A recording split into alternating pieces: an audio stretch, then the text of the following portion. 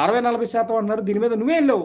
నువ్వు అడగంగానే నువ్వు మొన్న మధ్యకాలం వెళ్ళి మాట్లాడు మమ్మల్ని ఎగ్జామ్షన్ ఇవ్వండి అని. నీకే ఇవ్వనంతవరకు ఎగ్జామ్షను. అసలు ఆ పథకం గురించి నువ్వేనన్నా మాట్లాడావా? నీకు రైతులకు సంబంధించి అవసరమా? లేకపోతే పరిశ్రమలకు సంబంధించి అవసరమా? నీకేం అవసరం చంద్రబాబు నాయుడు? పనికి 10కి పథకం లెక్క కదా! ఏమన్నారు, పనికి ఆహార పథకం కింద వెళ్తే 300 ఇస్తారంట. మరి అక్కడ 800 ఇస్తున్నారు. మరి రోజు ఉండదు పని. వాడి బతుకు తెలవది. అది లేకపోతే వాడి జీవితం లేదు. నువ్వు అవకాశాలు కల్పించలేవు కదా! కంపెనీలు పెట్టలేవులే కదా! మరి ఇలాంటి పరిశ్రమలు ఉన్నాయి మరి. ఇప్పుడు అమలాపురంలో మీ కొడుకు వాళ్ళు స్టార్ట్ చేసిన ప్రోగ్రామ్ ఏంటి? ఫార్మసీ. రేపొద్దున విషయాలు రిలీజ్ చేసి వాళ్ళ జీవితాలు మొత్తం సర్వనాశనం. ఇంతకు మించి ఎక్కువ బెనిఫిట్ ఇంకా లాస్ ఎక్కువ ఉంటుంది.